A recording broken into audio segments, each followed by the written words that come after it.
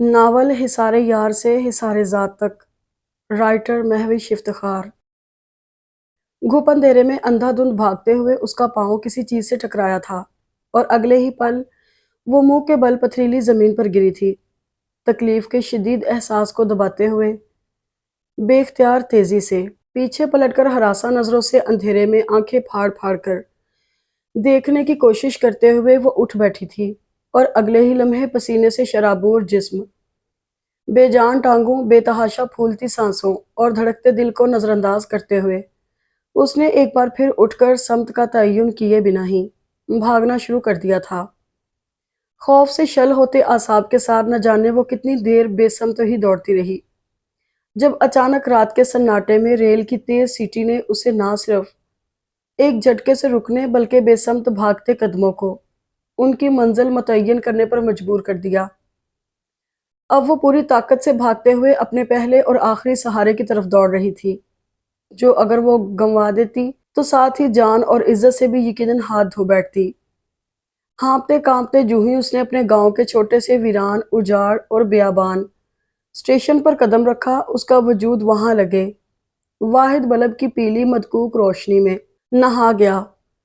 لمحے کا توقف کیے بنا وہ تیزی سے دھیرے دھیرے رینگتی ٹرین کی طرف بھاگی اور جو ہی دونوں ہاتھوں سے ہینڈل کو تھام کر اس نے اپنے بے جان ہوتے وجود کو اندر گھسیٹا، اس کے اعصاب اس کی ہمت سمیت جواب دے گئے اور وہ وہیں دروازے میں ہی ایک طرف لڑکھڑا گئی۔ کیا بنا غفورے؟ جو ہی اس کی نظر ہال کے داخلی دروازے میں کھڑے سیاہ رنگت اور کرخت چہرے والے لہیم شہیم آدمی پر پڑی، بے چینی سے کمرے کا طول و عرض ناپتے قدم ایک جھٹکے سے تھم گئے۔ وہ چھوٹے چودھری جی، وہ جی، اوئے کیا وہ لگا رکھی ہے؟ سیدھی طریقے سے بتا، لڑکی ہاتھ لگی یا نہیں؟ چٹکتے اعصاب کے ساتھ چلاتے ہوئے اس نے پوچھا تو اپنی ناکامی اور چھوٹے چودھری کے متوقع جلال کے بارے میں سوچتے ہوئے اس کا جسم کمرے میں لگے اے سی کی خنکی کے باوجود پسینے میں نہا گیا۔ اوئے بکتا ہے یا دوں ایک ہاتھ؟ گراتے ہوئے وہ اس کی طرف بڑھا تو اگلے ہی پل ایک جھٹکے سے وہ خود ہی اس کے قدموں میں آ گرا۔ معاف کر دیں چودھری جی، ہمارے ہاتھ سے لڑکی نکل گئی جی۔ اس کے پیروں کو ہاتھ لگاتے ہوئے وہ گڑ گڑایا۔ کیا؟ حرام خور، حرام زادے، تیری تو… چند لمحے بیشتر اس کے قدموں میں گرا غفور اب اس کے جوتوں کی نوک پر تھا۔ حویلی کے مردان خانے میں رات کے پچھلے پہر غفور کی چیخوں اور اس کے لبوں سے نکلنے والے مغلظات کے طوفان نے ایک ہنگامہ برپا کر دیا تھا، جسے روکنے کی کوشش وہاں موجود چاروں نفوس میں سے کسی نے بھی نہیں کی۔ مارتے مارتے جب وہ خود تھک کر صوفے پر گر گیا اور غفور نیم بے ہوش ہو گیا تو بڑے چودھری صاحب نے نہایت سرد لہجے میں اپنے تخت کے قریب کھڑے فدا حسین کو مخاطب کیا۔ اپنے چھوٹے چودھری جی کو ٹھنڈا پانی پلاؤ اور اس مردود کو اٹھا کر حویلی کے باہر پھینک دو۔ آئندہ اس کی منحوس صورت مجھے حویلی کے اندر تو کیا باہر بھی نظر نہیں آنی چاہیے، سمجھے تم؟ جی سرکار، سمجھ گیا۔ فدا حسین زمین پر بے سدھ پڑے غفور کو گھسیٹتا ہوا باہر لے گیا تو اس کے کمرے سے نکلتے ہی چودھری ہاشم پریشانی سے پیشانی کو مسلتے ہوئے بولا، بابا صاحب اب کیا ہوگا؟ کچھ نہیں ہوگا، تم لوگ بس اپنے آپ پر قابو رکھو اور مکمل طور پر پرسکون رہتے ہوئے یوں ظاہر کرو جیسے آج کی رات ملکوں کی حویلی میں جو کچھ ہوا ہے اس کے بارے میں تم جانتے تک نہیں ہو۔ مگر وہ لڑکی، وہ تنہا اور کمزور لڑکی ہمارا کچھ نہیں بگاڑ سکتی ہاشم پتر۔ ویسے بھی صبح ہوتے ہی ہم اپنے آدمی اس کی تلاش میں ارد گرد کے علاقے میں پھیلا دیں گے۔ مجھے یقین ہے کہ وہ زیادہ دور نہیں گئی ہوگی۔ بڑے چودھری صاحب نے چودھری ہاشم کی بات کاٹتے ہوئے اپنی حکمت عملی وضع کی تو اب تک خاموش بیٹھا چودھری اسفند پرسوچ انداز میں گویا ہوا، میرے خیال میں بابا صاحب ہمیں اپنے کچھ بندے قریبی شہر کی طرف بھی روانہ کر دینے چاہیے۔ ٹھیک کہتے ہو، مگر ایک بات کا خیال رکھنا، تم تینوں کے لڑکی کی تلاش کا کام نہایت ہوشیاری اور خاموشی سے کیا جانا چاہیے اور اپنے تمام بندوں کو بھی یہ بات اچھی طرح سمجھا دینا کہ اس کام میں غلطی کی کوئی گنجائش نہیں۔ انہوں نے چودھری اسفند کی تجویز کو پسند کرتے ہوئے آخر میں ان تینوں کو نصیحت کی تو وہ سب سر ہلا کر رہ گئے۔ اسے جب ہوش آیا تو اس نے خود کو سیٹ پر لیٹے پایا۔ چند لمحوں کے لیے تو اسے سمجھ ہی نہیں آیا کہ وہ ہے کہاں، مگر پھر جو ہی اس کی نظر سامنے کھڑکی سے دوڑتے بھاگتے منظر پر پڑی اسے جیسے ہر چیز یاد آ گئی۔ ہر بات، ہر منظر اس کی نگاہوں کے سامنے پوری جزیات سمیت ایک بار پھر روشن ہو چلا تو وہ زوردار چیخ مار کر اٹھ بیٹھی اور بآواز بلند دھاڑے مار مار کر رونے لگی۔ کیا ہوا بیٹی، اس طرح کیوں رو رہی ہو؟ किसी ने उसकी पीठ सहलाते हुए उससे मुशफिक लहजे में नरमी से रोने की वजह दरियाफ्त की तो उसका घुटनों पर टिका चेहरा एक झटके से सीधा हो गया। कौन है आप? अपने इंतहाई करीब बैठी उधेड़ उम्र की औरत को देखते हुए उसने घबराकर आंसुओं के दरमियान पूछा। घबराओ नहीं बेटा, मैं भी तुम्हारी तरह एक मुसाफिर हूँ। खातून ने उसकी घबराहट भांपते हुए मुस्कुराकर हल्के फुल्के लहजे में कहा। तो उसकी समझ में नहीं आया कि वो किस तरह उनसे अपने दरवाजे पर पहुंचने से लेकर सीट तक पहुंचने का अहवाल पूछे। मैं तो वहां दरवाजे के पास बेहोश पड़ी थी। मैंने ही घसीट कर तुम्हें सीट पर लिटा दिया था। उसकी हिचकिचाहट महसूस करते हुए उन्होंने अज़खुद उसकी उलझन दूर कर दी। उसकी समझ में नहीं आया कि वो उन्हें अपनी इस दगरगूं हालत का क्या जवाब पेश करे। बेटा, अगर तुम बुरा ना मानो तो मैं तुम्हारा नाम पूछ सकती हूँ? उन्होंने उसके हाथ पर अपना हाथ रखते हुए प्यार से पूछा। तो वो गौर से उनके चेहरे को तकने लगी, जहां खुलूस और नरमी के सिवा उसे दूसरा कोई तासुर दिखाई नहीं दिया। जरी नाम है मेरा। जो हादसा उसकी जात पर बीता था उसने ज़रफ़शां जैसी लापरवाह, पुरखुलूस और बाइखलाक लड़की को भी महज चंद ही घंटों में इतना एहतियात पसंद बना दिया था कि वो चाहकर भी उन्हें अपना पूरा नाम नहीं बता सकी। जरी, माशाअल्लाह बहुत प्यारा नाम है, बिल्कुल तुम्हारी तरह। उन्होंने मुस्कुराकर उसके सर पर हाथ फेरते हुए कहा। तो वो उनके मेहरबान लहजे पर अंदर ही अंदर खाइफ हो गई। फी जमाना किसी अजनबी खातून का एक अनजानी लड़की की तरफ बगैर किसी गर्ज के माइल होना, उस पर अपना प्यार और मोहब्बत निछावर करना खासा मशकूक अमर है। और फिर वो जिन हालात से गुजर कर आई थी, उसके बाद तो इंसान खुद अपने साय तक से डर जाए, कजा के किसी राह चलती अनजान औरत पर एतबार। बेटा, मैं अपने अल्लाह और रसूल सल्लल्लाहु अलैहि वसल्लम की कसम खाकर कहती हूँ कि तुम्हें किसी भी किस्म का कोई नुकसान पहुंचाने का मेरा कोई इरादा नहीं, और मैं दिल की गहराई और पूरी सच्चाई से तुम्हारी मदद करना चाहती हूँ। सामने बैठी खातून की आवाज और अल्फाज ने पहले तो उसे अपने ध्यान से चौंकने और फिर यकदम शर्मिंदा होने पर मजबूर कर दिया। यकीनन उसके ख्यालात का अक्स उसके चेहरे पर मुनक्कस हो चला था। जभी तो अजनबी खातून ने कसम खाते हुए उसकी तसल्ली करवानी चाहिए थी। आप गलत समझी, मैं तो शर्मिंदगी के एहसास के ज़ेर असर उसने अगले ही लम्हे बात बनाने की कोशिश की, तो वो उसकी खफ़त मिटाने को उसकी बात काटते हुए स्वभाव से गोया हुई। तुम शर्मिंदा मत हो बेटी, मैं जानती हूँ कि तुम ऐसा नहीं सोच रही थी, मगर मैं अज़ खुद तुम्हारी तसल्ली करवाना चाहती थी। और बिलफ़र्ज़ अगर कोई ऐसा ख़्याल तुम्हारे दिल में था भी, तो भी कोई गलत बात तो नहीं। आजकल का दौर तो है ही ऐसा कि इंसान गैरों पर क्या अपनों पर भी भरोसा नहीं कर सकता, और फिर औरत ज़ात के लिए तो ये और भी मुश्किल अमर है। आप बहुत अच्छी हैं। जिस सलीके से उन्होंने उसका भरम रखा था, उसके दिल में उन अजनबी खातून के लिए यकलख्त ही ढेरों एहतराम दर आया था। एहसासे ममनूनियत से ज़रफ़शां की आंखें भर आईं। दरअसल बात यह है ज़री बेटी कि तुम खुद बहुत अच्छी हो, तभी तो तुम्हें बाकी सब भी अच्छे नजर आते हैं। उन्होंने पुरशफ़क़त अंदाज में कहते हुए उसे गले से लगा लिया, तो वो एक बार फिर फुपक कर रो पड़ी। नहीं बेटा, रोते नहीं हैं। मुश्किलें इंसानों पर ही आती हैं, हौसले से काम लेते हैं बेटा। उन्होंने उसकी पीठ सहलाते हुए पानी का ग्लास उसके खुश्क लबों से लगाया, तो वो आंसू भरी आंखों में हैरत समोए उनका चेहरा तकने लगी। बेटी, तुम जुबान से कुछ ना भी कहो तो भी तुम्हारा नंगा सर और नंगे पैर, तुम्हारा खौफ, तुम्हारे आंसू ये बताने के लिए काफी है कि तुम पर कोई बहुत बड़ी उफ्तार टूटी है। जिस तरह तुम दरवाजे में बेबस और लाचार बेहोश पड़ी थी, मेरा दिल एक इंसान, वो भी लड़की जात को यूं बेकसी के आलम में देखकर तड़प उठा। इस सवाल ने कि अगर तुम किसी गलत आदमी के हाथ लग गई तो क्या होगा, मुझे इस तरह झंझोर डाला कि मैं हर मसलहत भुला बैठी और तुम्हें उठाकर अपनी सीट तक ले आई। खाला जान, आपका बहुत बहुत शुक्रिया। आपने जिस तरह बगैर किसी जान पहचान के मेरी ज़ात की हिफाजत की है, मैं अगर अपनी जान भी दे दूं तो भी आपके इस एहसान का बदला नहीं चुका सकती। आपका अंदाज़ा बिल्कुल दुरुस्त है। मुझ पर और मेरे ख़ानदान पर कल रात उफ़्ताद नहीं बल्कि क़यामत टूटी है। कल आधी रात के वक़्त जब हम सब और फिर उस अजनबी खातून के कंधे पर सर रखे आहों और सिसकियों के दरमियान वो सारी बात बताती चली गई, जो उसकी हंसती बसती जिंदगी के यूं अचानक उजड़ जाने की दास्तान के दौरान कभी अपने तो कभी उसके आंसू साफ कर रही थी। उसकी बात सुनकर उन्हें हकीकतन समझ में नहीं आ रहा था कि वो उसे किन अल्फाज में और क्या कहकर चुप करवाएं, उसे कौन सी तसल्ली, कौन सा दिलासा दें कि वो संभल सके। زری بیٹا مجھے یہ بتاؤ کہ اب تم نے کیا سوچا ہے؟ کہاں جاؤ گی؟ کس کے پاس رہو گی؟ اکیلی عورت کے لیے تو میری بچی یہاں قدم قدم پر مشکلات اور خطرات ہیں۔ زرفشاں کا رونا ذرا تھما تو وہ فکر مندی سے وہ سوال پوچھ بیٹھی جو انہیں کافی دیر سے پریشان کر رہا تھا۔ خالہ جان، جہاں آپ نے میرے ساتھ اتنا کیا ہے وہیں یہ آخری احسان بھی مجھ پر کر دیجئے۔ آپ پلیز میرے ساتھ لاہور اسٹیشن پر اتر جائیے گا۔ لجاجت سے ان کا ہاتھ تھام کر وہ گویا ہوئی تو وہ حیرانی سے اس کا چہرہ دیکھنے لگی۔ لاہور اسٹیشن؟ جی خالہ جان، لاہور اسٹیشن، کیونکہ لاہور میں میرے بابا کے کزن اور بہت ہی عزیز دوست کا گھر ہے۔ میں اپنی فیملی کے ساتھ کئی بار ان کے گھر آ چکی ہوں۔ ان کا ایڈریس، فون نمبر، سب کچھ مجھے زبانی یاد ہے۔ آپ پلیز مجھے صرف ان کے گھر تک لے چلیے۔ آپ کے ٹھہرنے کا بھی انتظام ہو جائے گا۔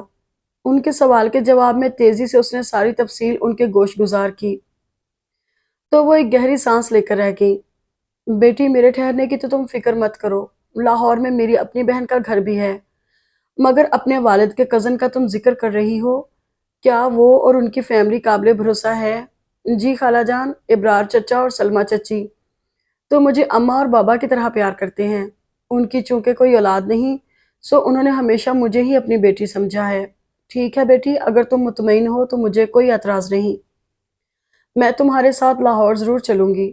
بس اب تم بالکل نہیں رونا اور نہ ہی پریشان ہونا۔ انشاءاللہ اللہ تعالیٰ بہتر کرے گا۔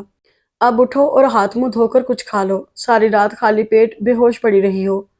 انہوں نے اسے ایک بار پھر گلے سے لگاتے ہوئے پیار کیا تو زرفشاں اس فرشتہ صفت عورت کو دیکھ کر رہ گئی جسے خدا نے شاید نہیں بلکہ یقیناً انسان کا روپ دے کر اس مشکل گھڑی میں اس کی مدد کے لیے بھیجا تھا۔ آدھی رات کا وقت تھا جب فائرنگ کی زبردست آواز سے حویلی کے در و دیوار گونج اٹھے۔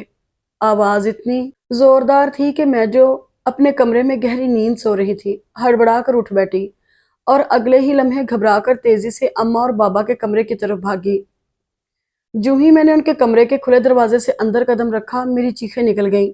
میری نظروں کے سامنے زمین پر میرے جان سے پیارے ماں باپ کی لاشیں پڑی تھیں۔ ان کے بے جان جسموں میں سے بھل بھل کرتا خون بہہ کر قالین میں تیزی سے جذب ہو رہا تھا۔ اماں اور بابا کو اس حال میں دیکھ کر مجھے اپنے آنسوؤں اور چیخوں پر کوئی اختیار نہ رہا۔ میں دیوانہ وار عمیر لالا کے کمرے کی طرف دوڑی، مگر وہاں کے منظر نے میرے حواس اس حد تک سلب کر لیے کہ خوف اور بے یقینی کے مارے میں رونا اور چیخنا تک بھول گئی۔ لالا کے کمرے کا دروازہ کھلا ہوا تھا اور وہاں کھڑے 4 نقاب پوش مسلح افراد مجھے صاف دکھائی دے رہے تھے۔ یکا یک ان میں سے 3 افراد نے میری نظروں کے سامنے لالا پر گولیاں برسانا شروع کر دیں۔ اس دہشت ناک منظر نے مجھے اس قدر وحشت زدہ کر دیا کہ میری چیخیں آسمان کو چھونے لگیں۔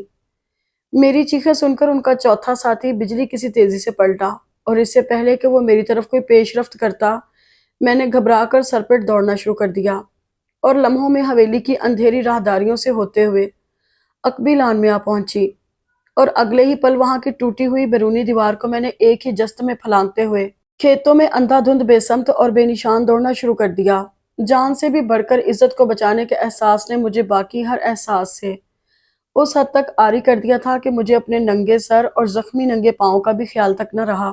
یوں ہی انجانے راستوں پر میں نہ جانے کتنی دیر تک بھاگتی رہی جب اچانک فضا ریل کی سیٹی سے گونج اٹھی۔ میں نے ایک لمحے کو رک کر کچھ سوچا اور پھر اگلے ہی پل اللہ کا نام لے کر آواز کی سمت میں دوڑ لگا دی۔ اللہ کا شکر ہوا کہ میرا اندازہ ٹھیک نکلا اور میں عین وقت پر اسٹیشن تک پہنچ گئی۔ جو ہی میں نے خود کو گھسیٹ کر رینگتی ہوئی ٹرین میں سوار کیا، میری ہمت اور میرے اعصاب دونوں جواب دے گئے اور میں وہیں دروازے میں بے ہوش ہو گئی۔ اور پھر جب مجھے ہوش آیا تو خود کو خالہ صفیہ جیسی فرشتہ صفت خاتون کی پناہوں میں پایا، جنہوں نے نہ صرف میری حفاظت کی بلکہ مجھے آپ دونوں تک صحیح سلامت پہنچایا بھی۔ بلک بلک کر روتے ہوئے اس نے خود پر بیتنے والے سانحے کی پوری تفصیل سلمہ چچی اور ابرار چچا کے گوش گزار کی تو سلمہ بیگم نے تڑپ کر اس کے بلکتے وجود کو اپنی پناہوں میں لے لیا۔ صبر کر میری بچی، صبر، تو بڑی حوصلے والی ہے میری جان۔ خود زاروں قطار روتے ہوئے وہ اسے دیوانہ وار چومتے ہوئے چپ کروانے کی ناکام کوشش کرنے لگی تو ملک ابرار اس کے سر پر ہاتھ پھیرتے ہوئے بولے، زری بیٹا ہمت سے کام لو۔ چچا جان، میں کیسے ہمت سے کام لوں، کیسے صبر کروں؟ میں تو اکیلی رہ گئی چچا جان، بالکل اکیلی۔ سلمہ چچی سے الگ ہوتے ہوئے وہ سسکیوں کے درمیان بولی تو ابرار صاحب نے اسے سینے سے لگا لیا۔ نہ میری جان، آئندہ ایسا کبھی نہ کہنا۔ تم اکیلی نہیں ہو میری بچی، میں ہوں تمہارا باپ اور یہ ہے تمہاری ماں۔ تمہیں ہماری بیٹی بن کر اس گھر میں آنا تھا، شاید اسی دن کے لیے اللہ تعالیٰ نے ہمیں بے اولاد رکھا تھا۔ آنکھوں میں نمی لیے انہوں نے اس کی پیشانی چوم لی تو ان کی اس درجہ محبت پر وہ ایک بار پھر ان کے سینے سے لگ کر بے اختیار روتی چلی گئی۔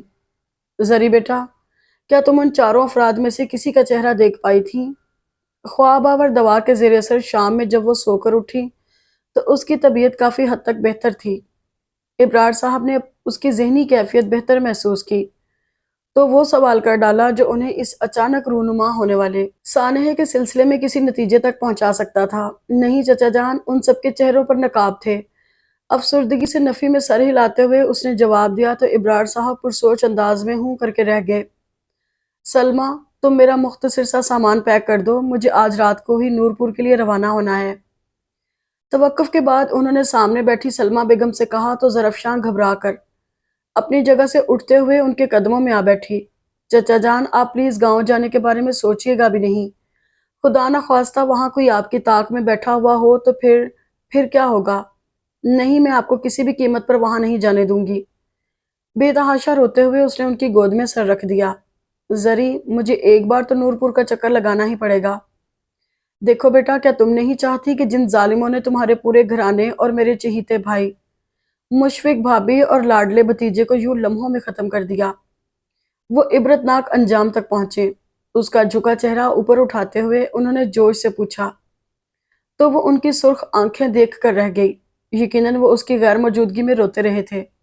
بولو زری، جواب دو۔ اگلے ہی پل انہوں نے اسے جھنجھوڑ ڈالا تو وہ جیسے حواس میں لوٹ آئی۔ ابرار صاحب کے بھینچے لب اور کنپٹی کے قریب ابھرتی رگ اس بات کی گواہ تھی کہ وہ ضبط کے آخری مرحلے پر تھے۔ جی چچا جان، میں ہر حال میں ان درندوں کو پھانسی کے تختے پر لٹکتا ہوا دیکھنا چاہتی ہوں۔ خون میں لت پت اپنے پیاروں کی لاشیں اس کی نظروں کے سامنے گھوم گئیں تو بے اختیار رگوں میں لاوا دوڑنے لگا۔ بس تو پھر بیٹا، مجھے روکنا مت۔ نورپور کے ملکوں کا خون ابھی اتنا ارزاں نہیں ہوا کہ یوں رات کے اندھیرے میں بہا دیا جائے اور کوئی پوچھنے والا نہ ہو۔ چہرے پر جلال اور آنکھوں میں ضبط کی سرخی لیے وہ روبدار لہجے میں گویا ہوئے تو زرفشاں صدا کے نرم خو ابرار چچا کا یہ جلالی روپ دیکھ کر رہ گئی۔ بابا صاحب، یہ ملک انوار کا پھوپھی زاد بھائی ملک ابرار بڑا شور کر رہا ہے، چودھری اسفن نے باپ کے برابر چلتے ہوئے تشویش سے کہا تو چودھری بختیار اپنے منجلے بیٹے کو دیکھتے ہوئے بولے، اسفن پتر، تو چھوٹی چھوٹی باتوں پر یوں ہی پریشان ہو جاتا ہے۔ او ملک ابرار ہمارا کچھ نہیں بگاڑ سکتا۔ سارا پنڈ یہی جانتا ہے کہ ملکوں کی حویلی میں اس رات ڈاکہ پڑا تھا اور ڈاکوؤں نے ہی لوٹ مار کے دوران مکینوں پر اندھا دھند فائرنگ کی تھی اور ان کی لڑکی بھی تب سے ہی غائب ہے۔ وہ تو ٹھیک ہے بابا صاحب، مگر پھر بھی ہمیں احتیاط تو کرنی چاہیے نا، پولیس ہم پر بھی تو شک کر سکتی ہے۔ احتیاط کر تو رہے ہیں پتر، کارروائی میں حصہ لینے والے آدمیوں کو تو سکندر نے اگلی صبح ہی اندرون سندھ روانہ کر دیا تھا اور باقی رہ گئی یہ پولیس، اور ان کا شک تو پتر ملک انوار کی صرف ہم سے ہی تو دشمنی نہیں تھی، اپنے سوتیلے بہن بھائیوں سے بھی بہتیرے کھڑاک پال رکھے تھے اس نے۔ سو بغیر کسی ثبوت کے پولیس ہمارے خلاف کوئی کارروائی کیسے کر سکتی ہے؟ اور ویسے بھی پولیس والوں کی مت نہیں ماری گئی جو وہ چودھری بختیار کی حویلی کی طرف ٹیڑھی نظر سے دیکھنے کی جرت کریں گے۔ آخر میں مونچھوں کو تاؤ دیتے ہوئے وہ پرغرور لہجے میں بولے تو ان کی بات پہ چودھری اسفند بھی مسکرا دیا۔ ویسے تم تینوں باقاعدگی سے فاتحہ میں تو شریک ہو رہے ہو نا؟ وسیع دالان میں پڑی کرسیوں میں سے ایک کرسی سنبھالتے ہوئے انہوں نے مقابل بیٹھے بیٹے سے دریافت کیا تو وہ اس بات میں سر ہلاتے ہوئے گویا ہوا، جی بابا صاحب، پہلے 3 دن تو ہم تینوں ہی گئے تھے مگر آج صرف میں اور ہاشم ہی جا سکے تھے۔ کیوں، سکندر کہاں تھا؟ ان کی پیشانی پہ یکدم بل نمایاں ہو گئے۔ وہ ڈیرے پر تھا، اپنے یار دوستوں کے ساتھ۔ جی ہاں، قدرے خائف لہجے میں اس نے جواب دیا تو چودھری بختیار اپنے بڑھتے ہوئے اشتعال کو دباتے ہوئے بولے، میں نے اس کو خاص تاکید بھی کی تھی کہ پہلے 10 دن ہر حال میں فاتحہ میں شریک ہونا ہے، مگر اسے تو اپنے شغل میلوں سے ہی فرصت نہیں ملتی، سالوں میں بس شہر سے ایک آدھ دن اپنی شکل دکھانے آ جاتا ہے۔ بابا صاحب، کل رات شہر سے اس کے کچھ مہمان آ گئے تھے، آج وہ صبح سے انہی کے ساتھ مصروف ہے، اور ویسے بھی وہ اس دن کے بعد سے ڈیرے پر ہی رہ رہا ہے۔ آپ فکر نہ کریں، کل میں اسے خود اپنے ساتھ لے کر جاؤں گا۔ چودھری اسفن نے باپ کا غصہ ٹھنڈا کرنے کی غرض سے کہا تو وہ ہنکارا بھر کر سامنے سے آتے منشی کی طرف متوجہ ہو گئے، جس کی بروقت آمد پر اسفن نے سکندر کی جانب سے غائبانہ شکر ادا کیا۔ سکندر یار، آج رات کے لیے کوئی اسپیشل ارینجمنٹ ہونا چاہیے، یاور نے بھنے ہوئے تیتروں سے انصاف کرتے ہوئے ایک آنکھ دبا کر اسپیشل ارینجمنٹ پر زور دیتے ہوئے کہا تو منصور نے اسے گھورا۔ ایک تو اس شوقین مزاج کو ہر دوسرے ہفتے اسپیشل ارینجمنٹ چاہیے، خود تو بس زبان ہلا کر فرمائشیں جاری کر دیتا ہے اور وقت میں بیچارے میزبان پڑ جاتے ہیں۔ ہاں تو کیوں نہ کروں فرمائشیں، جب میزبان چودھری سکندر جیسا یاروں کا یار ہوگا تو میں ہر دوسرے ہفتے تو کیا ہر دوسرے دن بھی فرمائش کر سکتا ہوں۔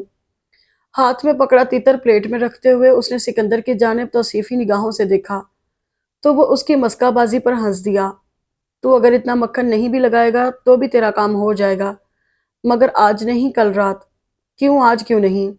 دوسری طرف سے تڑپ کر احتجاج کیا گیا، اوئے آج ہدایت اللہ بابا صاحب کے ساتھ مصروف ہے، اس لیے رات کے لیے انتظام کرنا مشکل ہو جائے گا۔ کل وہ جیسے ہی فارغ ہوگا میں اسے لاہور کے لیے روانہ کر دوں گا۔ یار ہدایت اللہ کی جگہ کسی ڈھنگ کے بندے کو بھیجنا، پچھلی مرتبہ بھی نہ جانے کس کو اٹھا لایا تھا، ذرا مزہ نہیں آیا تھا، ناچنا تو دور کی بات ہلنا تک نہیں آتا تھا۔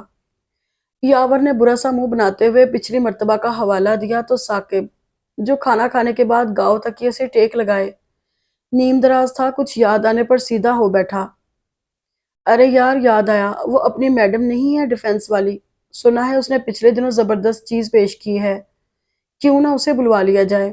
واہ یار کیا بات کی ہے، مزہ آ جائے گا۔ ان تینوں نے ثاقب کی تجویز کو جی جان سے پسند کرتے ہوئے اسے سراہا تو سکندر بیزاری سے ہاتھ اٹھاتے ہوئے بولا، اچھا اچھا اسی کو بلوا لیں گے۔ یار سکندر تیری طبیعت تو ٹھیک ہے؟ ایاز نے اپنے لہجے میں تشویش پیدا کرتے ہوئے ایک غیر متوقع سوال کیا تو سکندر کے ساتھ ساتھ وہ تینوں بھی اسے چونک کر دیکھنے لگے۔ کیوں کیا ہوا ہے؟ سکندر نے ماتھے پر بل ڈال کر اسے دیکھتے ہوئے پوچھا۔ نہیں ہوا تو کچھ نہیں، لیکن کیا یہ حیرت کی بات نہیں کہ کسی نئے شاہکار کا ذکر ہو رہا ہو اور سکندر صاحب کا موڈ آف ہو؟ ایاز نے مسکراتے ہوئے اس کی طبیعت کی بیزاری پر چوٹ کی تو اس کے درست اندازے پر سکندر ایک گہرا سانس لے کر رہ گیا۔ بڑی ٹھنڈی ٹھنڈی آہیں بھر رہا ہے، لالے خیر تو ہے؟ منصور نے اس کا شانہ تھپتھپاتے ہوئے مانی خیزی سے پوچھا تو سکندر پیچھے دیوار سے ٹیک لگاتے ہوئے دور خلاؤں میں کہیں گھورنے لگا۔ نظروں کے سامنے یکدم ہی کسی کا بہاروں سا دل فریب مگر ڈرا سہما وجود آن ٹھہرا تھا۔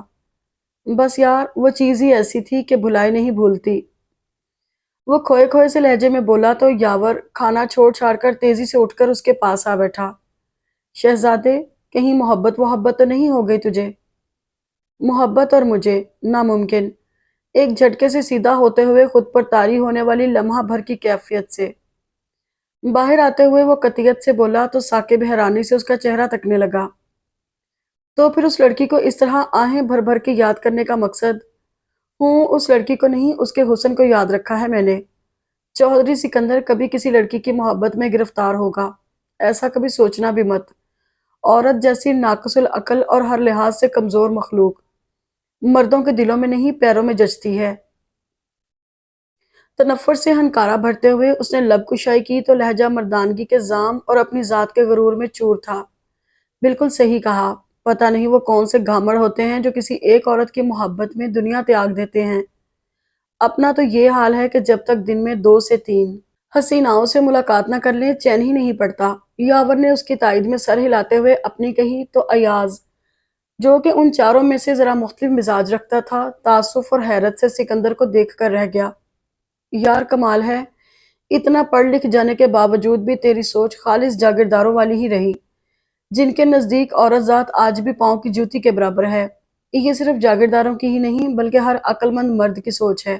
پڑھنے لکھنے کا مطلب یہ ہرگز نہیں ہوتا کہ مرد اپنی مردانگی کو بھول کر عورتوں کو برابری کا درجہ دیتے ہوئے خود ان کے غلام بن جائیں۔ مائی فرینڈ، چاہے شہر ہو یا گاؤں، پیروں کی دھول کو سر پر سجانے والا ہر جگہ اور ہر دور میں دیوانہ ہی کہلاتا ہے۔ اسے سمجھانے کی ضرورت نہیں، اس گدھے میں جورو کا غلام بننے کی ساری خصوصیات موجود ہیں۔ ثاقب نے مسکراتے ہوئے ایاز پر چوٹ کی تو وہ ایک گہری سانس لے کر خاموش ہو گیا۔ مردانگی کے زام میں مدہوش ان مردوں کے آگے اپنا نقطہ نظر واضح کرنا بھینس کے آگے بین بجانے کے مترادف تھا۔ سو عافیت اسی میں تھی کہ وہ بحث کی بجائے خاموشی اختیار کرتا۔ اوئے کس فضول بحث میں پڑ گئے ہو تم لوگ، یوں لگ رہا ہے جیسے میں حقوق نسواں کے کسی مباحثے میں آ بیٹھا ہوں۔ یار گولی مارو عورتوں اور ان کے حقوق کو، اور یہ بتاؤ کہ اگر شاہکار نے کل آنا ہے تو پھر آج رات کیا کیا جائے؟ मंसूर जो अब तक खामोश बैठा उन सब की बातें सुन रहा था, बाआवाज बुलंद उन सबको टोकते हुए पूछने लगा, आज रात की तू फिक्र ना कर। ऐसी जबरदस्त मूवीज अपने साथ लाया हूं कि देखेगा तो तबीयत खुश हो जाएगी। साकिब ने मंसूर की पीठ पर हाथ मारते हुए आंख दबाई तो वो इस इत्तला पर भड़क उठा। ओ तो फिर देर किस बात की है, शुरू करो। करते हैं यार, मगर पहले लवाजमात तो पूरे कर लें। साकिब ने कहते हुए सिकंदर की जानिब देखा तो वो मुस्कुराकर मुलाजिम को आवाज देने लगा, जो अगले ही पल ट्रे में खूबसूरत बोतलें, बर्फ और नाजुक से कांच के गिलास सजाए चला आया। तकरीबन 2 हफ्ते बाद जब मलक इब्रार की नूरपुर से वापसी हुई तो ज़रफ़शां को वो गमज़दा होने के साथ साथ काफ़ी मायूस और नाउम्मीद से भी महसूस हुए। अपने इन एहसासात की जब उसने उनसे तस्दीक चाही तो वो नहायत थके थके से लहजे में गोया हुए, बस बेटा कुछ समझ में नहीं आ रहा कि आया ये वाकई डाकुओं की कार्रवाई थी या किसी दुश्मन का छुपा कर किया गया वार। हवेली से काफ़ी कीमती सामान भी गायब है, जिसकी बिना पर ख़ानदान के सभी अफराद और पुलिस के एहलकार इस बात पर मुत्तफिक नजर आते हैं कि हवेली में उस रात डाका पड़ा था। मगर न जाने क्यों मेरा दिल ये बात मानने को तैयार नहीं। चचा जान, आपके ख्याल में हमारे किसी दुश्मन ने ये काम किया है? गौर से मलक इब्रार की बात सुनती ज़रफ़शां ने चौंक कर उनका मुतफक्कर चेहरा देखा तो वो इस बात में सर हिलाने लगे। हाँ बेटा, मुझे तो कुछ ऐसी ही बात लगती है। हालांकि अब तक कोई एक सबूत भी ऐसा नहीं मिल सका जो मेरे शक को दुरुस्त साबित कर सके, मगर फिर भी पता नहीं क्यों मेरी छठी हिस्स बार बार मुझे इस बात का एहसास दिला रही है कि कहीं कुछ गड़बड़ जरूर है। आपके ख्याल में कौन हो सकता है जो ऐसी जालमाना और घिनौनी हरकत कर सकता है? धड़कते दिल के साथ ज़रफ़शां ने बेख्तियार सवाल किया तो मलक इब्रार एक गहरा सांस लेते हुए बोले, इस बारे में बेटा मैं कुछ भी यकीन से नहीं कह सकता, क्योंकि बज़ाहिर हमारे इस गम में चौधरी बख्तियार से लेकर मलक अकबर और मलक असगर तक यूं शरीक रहे हैं जैसे सारी जिंदगी उनसे बढ़कर अनवार का कोई खैरख्वाह ना रहा हो। इस चालाकी और होशियारी से उन सब ने रूप बदले हैं कि कुछ समझ में नहीं आ रहा कि कौन दुश्मन है और कौन दोस्त।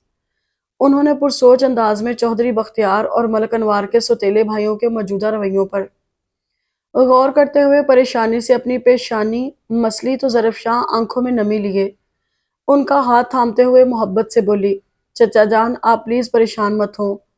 मुझे पूरा यकीन है कि अल्लाह ताला इंशाअल्लाह हक का साथ ज़रूर देगा। वो मुसब्बिबुल असबाब आज नहीं तो कल ज़रूर कोई ऐसा सबब, ऐसा वसीला बना देगा जिसके ज़रिए हम उन गुनाहगारों तक पहुंच जाएंगे जिन्होंने लम्हों में मेरे प्यारे मुझसे छीनकर मुझे बर्बाद कर दिया। अल्लाह के घर देर है अंधेर नहीं। जिस रब ने मेरी जान और इज्जत की हिफाजत फरमाई है वही रब मेरे मुजरमों को सजा भी देगा। मैं बेशक कमजोर, लाचार और बेबस सही, मगर मेरा खुदा तो कमजोर और मजबूर नहीं। ज़ारो कतार रोते हुए उसने उनके हाथों पर चेहरा झुका लिया तो उन्होंने बेख्तियार उसे सीने से लगा लिया। मत रो मेरी बेटी, इंशाअल्लाह तुम्हारा रब जरूर तुम्हारे साथ इंसाफ करेगा। वो जरूर तुम्हारे इन आंसुओं का बदला लेगा और तुम्हें कभी मायूस नहीं करेगा। मेरी जान, अपने इन आंसुओं को अब हमेशा के लिए पोंछ डालो। जब मामला अल्लाह पर छोड़ा है बेटे तो फिर सब्र और हिम्मत से काम भी लो। कोशिश तो बहुत करती हूँ चचा जान, मगर अपनों की ऐसी दर्दनाक जुदाई भुलाई नहीं भूलती। हर लिहाज से जिया का एहसास इस कदर कवी है कि मुझे लगता है मैं अम्मा, बाबा और लाला के बिना मर जाऊंगी। सिसकियों के दरमियान वो उनके सीने से लगे हुए बोली तो वो उसके सर पर शफकत से हाथ फेरने लगे। इसमें तो कोई शक नहीं कि नुकसान तो तुम्हारा बहुत बड़ा हुआ है, मगर एक बात मेरी याद रखना कि खुदा कभी किसी को उसकी हिम्मत से बढ़कर नहीं आजमाता। मुश्किल चाहे कितनी बड़ी क्यों ना हो गुजर ही जाती है। हाँ, लेकिन अगर ऐसे वक्त में सब्र, हौसले, हिम्मत और इस्तिकामत को थाम लिया जाए तो दुख, तकलीफ और दर्द में अज खुद कमी आ जाती है। उसका चेहरा ऊंचा करते हुए उन्होंने उसके आंसू साफ किए तो वो उनकी बेलौस मोहब्बत पर उन्हें देख कर रह गई। तड़पते सिसकते दिल पर उनके नरम अल्फाज फुहार की सूरत बरसने लगे तो आंखों से मोतियों की बरसात भी जैसे ठहर सी गई। चचा जान, हवेली का क्या बना? बेटा, हवेली को तो मैंने एसपी साहब से कहकर सील करवा दिया है। हालांकि मेरे इस इकदाम पे अकबर और असगर भाई दोनों ने काफी शोर किया था, मगर चूंकि ये कानूनी नुक्ता नजर से भी जरूरी था सो बिलाखिर उन्हें चुप होना ही पड़ा। वैसे मैं करम इलाही को भी हवेली की हिफाजत और हालात पर नजर रखने के लिए कह आया हूँ। वो वक्तन फवक्तन मुझे मुत्तला करता रहेगा। चचा जान ने बाबा के सबसे पुराने और वफादार मुलाजिम का नाम लेते हुए उसे तसल्ली दी तो वह बेख्तियार सुकून का एक गहरा सांस लेकर रह गई। زری بیٹا، چونکہ گاؤں میں نے حالات کے پیش نظر کسی کو اس بات سے آگاہ کرنا مناسب نہیں سمجھا کہ تم میرے پاس میرے گھر میں ہو، سو تمہیں اب بہت احتیاط سے کام لینا ہے، کیونکہ اگر یہ واردات ہمارے کسی دشمن کا وار ہے تو بیٹا وہ ہر حال میں تمہاری طاق میں بیٹھے ہوں گے، اور ہو سکتا ہے کہ انہوں نے میرے گھر کی نگرانی بھی کروا رکھی ہو، لہٰذا ایسی صورتحال میں تم 2-3 ماہ تک گھر سے تو کیا گیٹ سے بھی باہر نہیں نکلو گی۔ اس کے چہرے پر درائے سکون کا جائزہ لیتے ہوئے انہوں نے اسے خاص تاکید کی، تو وہ بے اختیار اس بات میں سر ہلا گئی۔ مبارک ہو بابا صاحب۔ ہال میں داخل ہوتے ہوئے سکندر خوشی اور جوش کے ملے جلے تاثرات کے زیر اثر قدرے بلند آواز میں چودھری بختیار سے بولا تو وہ چونک کر اس کا چہرہ دیکھنے لگے، جس پر چھائی سرخی اس کی دلی کیفیت کی ترجمان تھی۔ خیر مبارک پتر، حالانکہ مجھے اس بات کا قطعاً اندازہ نہیں کہ تم مجھے کس بات کی مبارکباد دے رہے ہو، مگر چونکہ میرا اتھرا شہزادہ خوش ہے سو بات کے غیر معمولی ہونے میں شک کی کوئی گنجائش ہی نہیں رہتی۔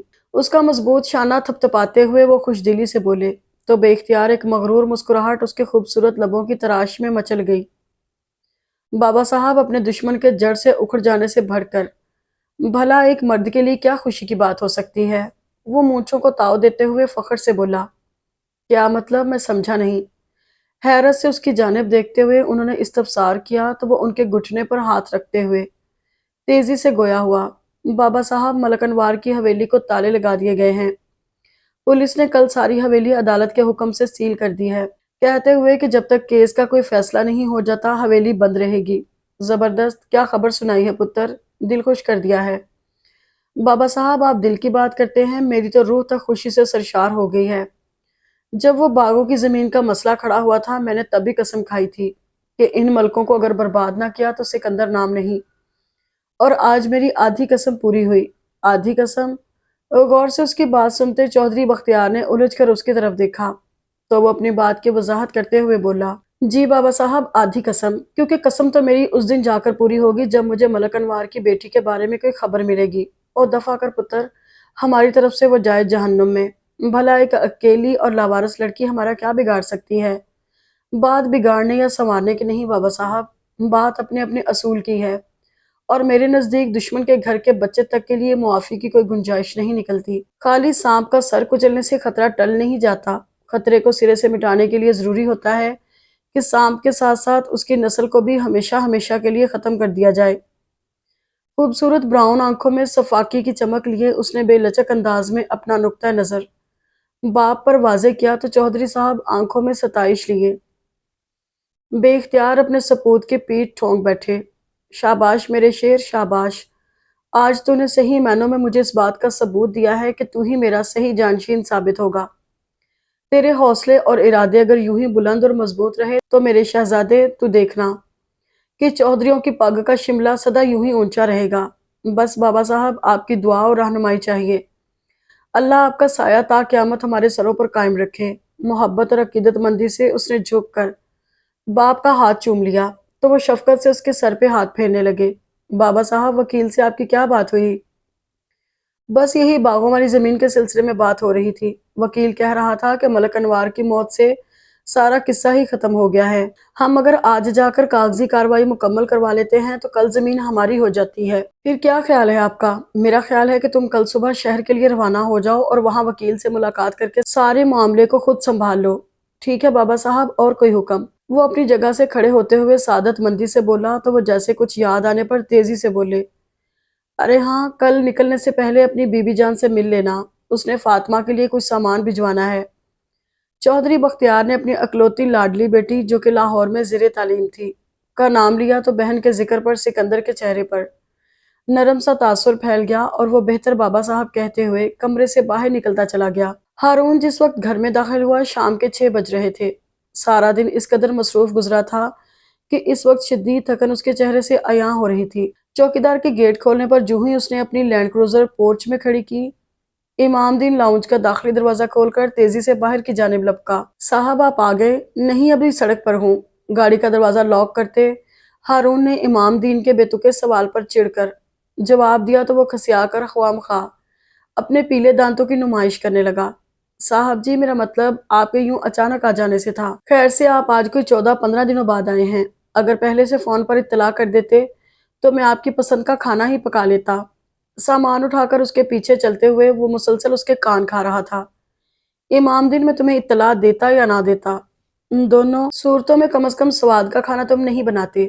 لاؤنج میں رکھے صوفے پر وہ گر سا گیا تو اس کھلی عزت افزائی پر امام دن منہ بنا کر رہ گیا۔ میری غیر موجودگی میں کسی کا فون تو نہیں آیا؟ بالوں کو انگلیوں سے سنوارتے ہوئے اس نے پوچھا تو وہ نفی میں سر ہلانے لگا۔ نہیں جی، فون تو کسی کا نہیں آیا، البتہ بجلی اور گیس کے بل 3 دن سے آئے رکھے ہیں۔ میں تمہیں پیسے دے کر تو گیا تھا، جمع کیوں نہیں کروائے جبکہ تمہیں پتا تھا کہ میری واپسی 15-20 دنوں سے پہلے نہیں ہوگی؟ ایک جھٹکے سے سیدھا ہوتے ہوئے ہارون نے کڑے تیوروں سے اسے گھورا تو امام دین اپنے چمڑے کی زبان کو کوس کر رہ گیا، جس نے ہمیشہ کی طرح نہایت غلط وقت پر پھسل کر اسے مصیبت میں گرفتار کروا دیا تھا۔ تمہاری سستی کا میری سمجھ میں نہیں آتا کہ کیا علاج کروں۔ میرا تو ایک پاؤں یہاں ہوتا ہے اور دوسرا کام کے سلسلے میں شہر سے باہر، اور تمہارا یہ حال ہے کہ پیچھے ایک خالی گھر اور اس کی ذمہ داریاں بھی صحیح طریقے سے نہیں اٹھا سکتے۔ اب خبردار جو مجھ سے معافی تلافی کی تو۔ اسے ہاتھ جوڑتے دیکھ کر وہ بے اختیار دھاڑا تو ایک سیکنڈ کے اندر اندر امام دین نے اپنے بندے ہاتھ پہلو میں گرا لیے۔ اب یہاں کھڑے میرا منہ کیا دیکھ رہے ہو؟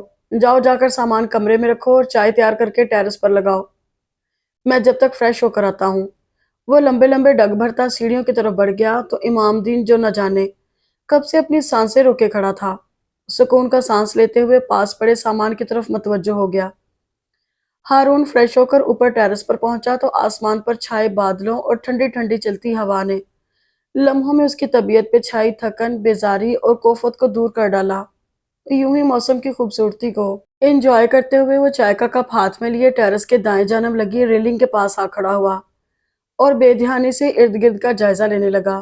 مان اس کی بے دھیانی سے ادھر ادھر بھٹکتی نظریں ساتھ والے گھر کا برآمدہ کراس کر کے لان میں آتے وجود پر ٹھٹک کر رہ گئیں۔ لائٹ بلو اور بیبی پنک کنٹراسٹ کا جوڑا پہنے، بھیگی زلفیں پشت پر پھیلائے وہ جو کوئی بھی تھی، ہارون کا سارا ارتکاز، ساری توجہ لمحوں میں اپنی جانب مبذول کروا گئی۔ وہ بے اختیار ایک ٹوک اس چاند چہرے کی طرف دیکھے گیا جو ہرے بھرے لان میں کھلے پھولوں کے درمیان بیٹھی خود بھی کسی خوبصورت گل سے کم نہ لگ رہی تھی۔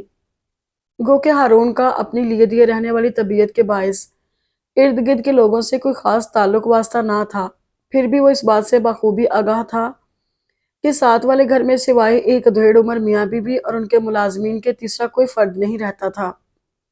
سو اپنے ہمسائے میں ہونے والے اس خوشگوار اضافے کے متعلق وہ اتنا تو جان ہی گیا تھا کہ اس گھر میں اس کی حیثیت ایک مہمان کی ہے، اور یہ احساس کہ یہ اجنبی چہرہ جو پہلی ہی نظر میں اسے بہت جانا پہچانا سا لگا تھا، محض کچھ عرصے کے لیے ہی اس کے آس پاس رہے گا، ہارون کے دل کو ایک عجیب سی کیفیت سے دوچار کرنے لگا۔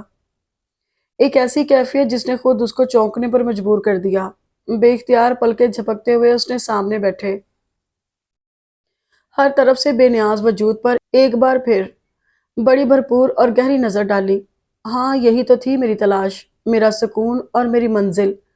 تیزی سے دھڑکتے دل کی پکار پر ذہن نے بھی نہ جانے کب سے سوچوں میں بسے دھندلے سے چہرے پر سے دھند کو جو چھٹتے پایا تو اگلے ہی لمحے واضح ہونے والے نقوش کو پہچان کر تصدیق کر ڈالی، اور دل و دماغ کا یہ مشترکہ فیصلہ جو ہی ہارون کی ذات تک پہنچا، ایک عجیب سا سکون اور سرشاری اسے اپنی روح کے اندر سرایت کرتی محسوس ہوئی۔ ویران سڑک کے بیچوں بیچ کھڑی سفید شارلٹ نے اسے یکلخت تھی بریک لگا کر گاڑی روکنے پر مجبور کر دیا۔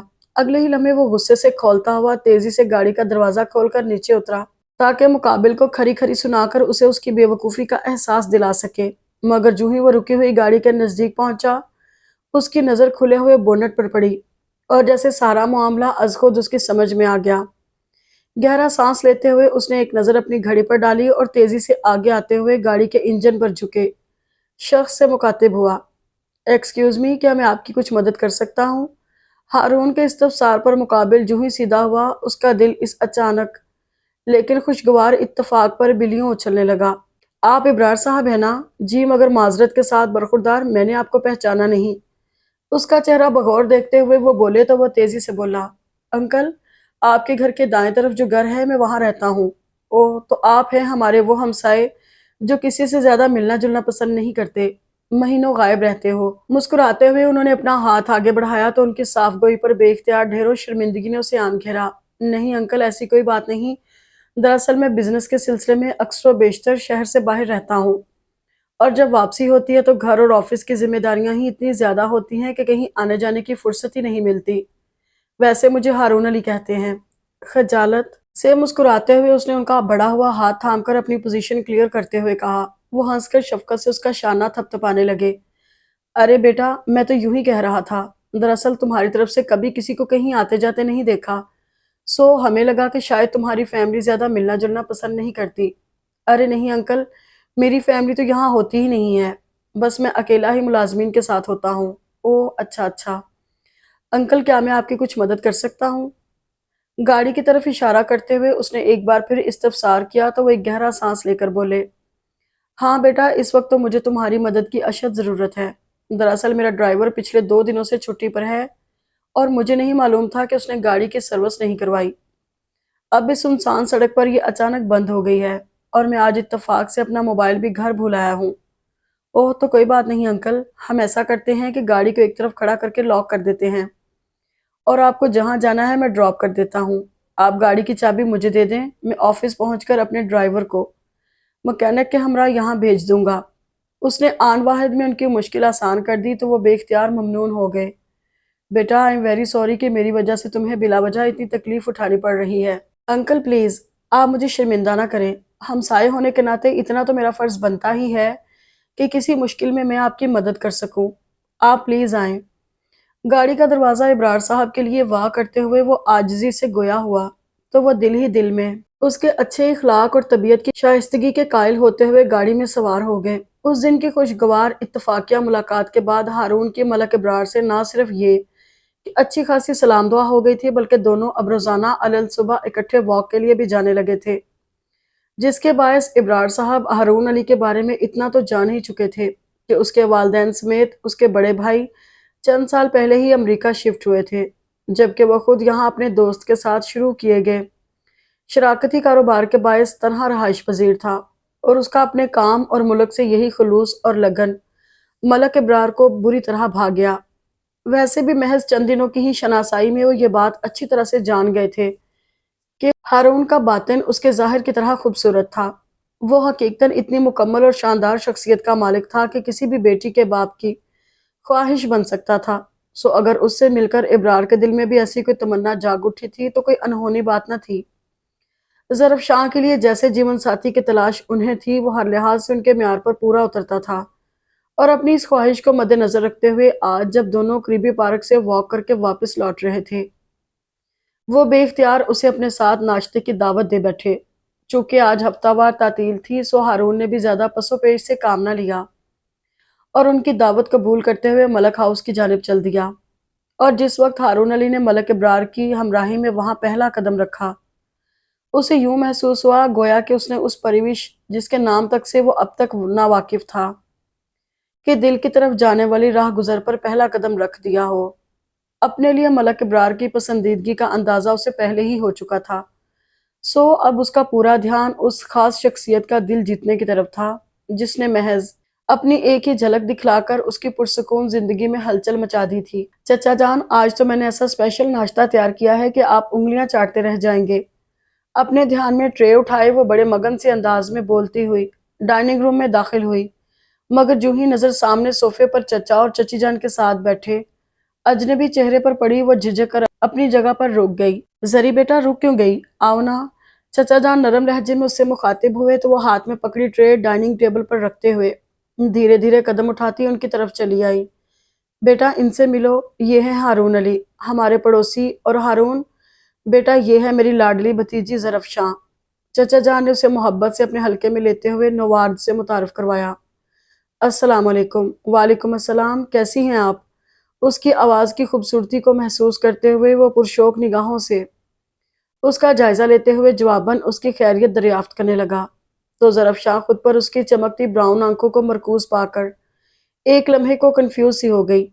जी जी ठीक हूँ। जरी बेटा, हारून आज हमारे साथ ही नाश्ता करेंगे। आप इलियास के साथ मिलकर जरा जल्दी से नाश्ता तो लगवाओ। चचा जान ने उसे मुत्तला करते हुए कहा तो वो एक लम्हे का तवक्कुफ किए बिना असबात में सर हिलाते हुए उठ गई। फिर नाश्ता लगवाने से लेकर उससे फारिग होने तक ज़रीफ शाह को अपना वजूद मुसलसल दुगहरी और इंतहाई पुरशौक निगाहों के हिसार में महसूस हुआ। चचा जान और चची से गुफ्तगू करते हुए वो जब भी नजर बचाकर उसे देखता, ज़रफ़शां को उसकी निगाहों में आबाद शौक का जहान बेख्तियार पलकें झुकाने पर मजबूर कर देता। सारा वक्त वो मेज़ पर मौजूद तीनों अफराद के बरक्स बज़ाहिर खामोशी से सर झुकाकर बराए नाम नाश्ता करती रही, जबकि अंदर ही अंदर अपने पड़ोसी साहब की इन अजीबो-गरीब नज़रों से वो खासी नागवारी महसूस कर रही थी। जब उसने बिलाखिर जाने की इजाज़त चाहते हुए चचा-चची के साथ इंतहाई शाइस्तगी से उसका भी शुक्रिया अदा किया, तो अपनी तबीयत के बरक्स एक मुस्कुराहट तक अपने होंठों पर न ला सकी। जबकि दूसरी तरफ हारून उसकी इस बदअखलाकी के बावजूद सारा दिन इंतहाई मसरूर और सरशार सा फिरता रहा। वो टेरेस पर उतरती गुलाबी शाम में हाथ में चाय का मग लिए पूरी तरह से कर्नल अशफाक हुसैन की जेंटलमैन बिस्मिल्लाह में महव थी। सूरज की नरम नारंगी किरणों में घिरी होंठों पर भरपूर मुस्कुराहट लिए वो अपने इर्द गिर्द से इस कदर गाफिल थी कि उसे खबर ही ना हो सकी कि कब कोई साथ वाले टेरेस पर खामोशी से चला आया और उसी खामोशी से उसे मरकज़े निगाह बनाकर बैठ गया। अरे, आप हंस भी सकती हैं। मैं तो समझा था कि शायद आपको सिर्फ टेढ़े मेढ़े मुंह ही बनाने आते हैं। एक जुमले पर वो बेसाख्ता खिलखिलाकर हंस दी, तो वो जानबूझकर शरारत से बाआवाज़ बुलंद अपनी हैरत का इजहार करते हुए उसे अपनी मौजूदगी का एहसास दिला गया, जबकि दूसरी तरफ वो यकलख्त उभरने वाली भारी मर्दाना आवाज से डरकर बुरी तरह चौंक गई। हाथ से गिरती किताब को पकड़ते हुए उसने बेख्तियार गर्दन मोड़कर अपने दाएं तरफ देखा, तो नजर सीधे रेलिंग पर हाथ जमाए अपनी हंसी पर काबू पाते हारून अली पर पड़ी। आपको चोरी छुपे लोगों के घरों में झांकते हुए शर्म नहीं आती? सभी पेशानी पर शिकने लिए वो इंतहाई गुस्से से बोली। दूसरी तरफ उसके गुस्से से सुर्ख पड़ते चेहरे को वारफ्तगी से तकते हुए वो मसनूई खफगी से गोया हुआ। मोहतरमा, मैं लोगों के घरों में नहीं बल्कि अपने अंकल इब्रार के टेरेस पर, यानी कि अपनी नज़रों के ऐन सीध में देख रहा हूँ, और आप है कि मुझ जैसे शरीफुल नफ्स इंसान पर ताक झांक जैसा घटिया इल्ज़ाम लगा रही हैं। हूँ आप जैसे शरीफुल नफ्स इंसान अगर दुनिया में दो चार ही हो जाएं तो दुनिया से शराफत नाम की चीज़ का ही खात्मा हो जाए। शरीफुल नफ्स कुछ चबा चबा कर अदा करते हुए वो एक बार फिर अपनी किताब खोलने लगी। अरे मोहतरमा, हमारी शराफत की तो एक दुनिया गवाह है। वो अलग बात है कि आप हमसे कुछ नालां सी रहती हैं। एक्सक्यूज मी, मेरा आपसे ताल्लुक वास्ता ही क्या है जो मैं आपसे नालां होती फिरूं? उसकी बात पर वो नए सिरे से तप उठी, तो वो एक मानी खेज सी मुस्कुराहट लबों पर सजाते हुए गंभीर लहजे में बोला, ताल्लुक की क्या बात करती है मोहतरमा? आज हाँ कहीं कल उस्तवार। क्या क्या मतलब है आपका? आपको शर्म शर्म मुझे नहीं, ऐसे मौके पर आपको आनी चाहिए। गुस्से से लाल पीली होती ज़रफ़शां की बात काटते हुए उसने टुकड़ा लगाया, तो वो उसे खा जाने वाली नजरों से घूरती हुई उठ खड़ी हुई। नजर लगाएंगी क्या? बड़ी खुशफहमी है। वैसे आपकी इत्तला के लिए अर्ज है कि लंगूरों को नजर नहीं लगती। इंतहाई जले बुने अंदाज में जवाब देते हुए वो एक झटके से पलटकर सीढ़ियों की जानिब चल दी, तो वो उसे सुनाने को कदरे ऊंची आवाज में बोला, और आपकी इत्तला के लिए अर्ज है कि हमेशा पहलुए लंगूर में ही हूर हुआ करती है। Shut up. वो सीढ़ियों पर कदम रखते हुए पलटकर बिला इरादा धाड़ी, तो उदास उदास आंखों वाली लड़की का ये रूप उसे बेख्तियार कहकहा लगाने पर मजबूर कर गया। अस्सलाम वालेकुम बाबा साहब, कैसे हैं आप? मोबाइल कान से लगाते ही दूसरी तरफ चौधरी बख्तियार की आवाज सुनाई थी, तो वो बेख्तियार सीधा हो बैठा। वालेकुम अस्सलाम, मैं खैरियत से हूँ। तुम अपनी सुनाओ पुत्र। अल्लाह का शुक्र है, आप सुनाएं, हवेली में तो सब ठीक है? हाँ पुत्र, फजल है अल्लाह का। बाबा साहब, मैंने हदायतुल्लाह के हाथों बागों वाली जमीन के कागजात मुकम्मल करवा के भिजवाए थे, वो आपको मिल गए हैं ना? हाँ पुत्र, आज सुबह ही फाइल मुझे मिल गई थी। फिर तो बाबा साहब आपको उन बागों की मलकियत मुबारक हो। खैर मुबारक मेरे शहजादे, लेकिन तुम मुझे एक बात बताओ, इतनी खुशी की खबर मुझे खुद तुमने क्यों नहीं आकर दी? चौधरी साहब ने मोहब्बत से बेटे से शिकवा किया, तो वो उनके मोहब्बत भरे शिकवे पर हंस दिया। वो इसलिए बाबा साहब कि मैं आपकी खिदमत में उससे भी बड़ी खुशखबरी लेकर हाजिर होना चाहता हूँ। उससे भी बड़ी खुशखबरी फिलहाल हमारे लिए और क्या हो सकती है सिकंदर? बाप की आवाज में हैरत महसूस करते हुए वो एक बार फिर खुलकर मुस्कुरा दिया। जब तक आपका साया हम पर सलामत है बाबा साहब, हमारे लिए अल्लाह के हुक्म से चारों तरफ खुशखबरियां ही खुशखबरियां हैं। सदा खुश रहो मेरे शहजादे। पर अब कुछ पता भी तो चले कि किस्सा क्या है। किस्सा कुछ यूं है बाबा साहब के मलकों की लड़की का पता चल गया है। वो यहाँ लाहौर ही में है। क्या? लेकिन ये इतला किसने दी है? बस यूं समझिए बाबा साहब के अपने ही किसी बंदे ने दी है। सिकंदर, खबर पक्की तो है ना? दूसरी तरफ तशवीश से तस्दीक चाही गई तो वो पुरयकीन लहजे में गोया हुआ। बिल्कुल बाबा साहब, 100% पक्की खबर है। लड़की लाहौर में किसके पास है? मलक इब्रार के पास। ओह, यानी कि मलक इब्रार यहाँ अपने रिश्तेदारों और पुलिस वालों के सामने अनजान बनने का ड्रामा कर रहा था। जी बिल्कुल। फिर अब क्या करना है? बाबा साहब, अपने बंदे तो मैंने उनकी निगरानी के लिए मुकर्रर कर दिए हैं। अब सिर्फ किसी अच्छे मौके की तलाश है।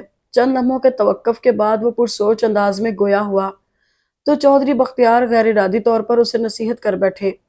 सिकंदर पुत्र, जो भी करना बहुत सोच समझ कर और पूरी एहतियात से करना। बाबा साहब, आप बेफिक्र रहें।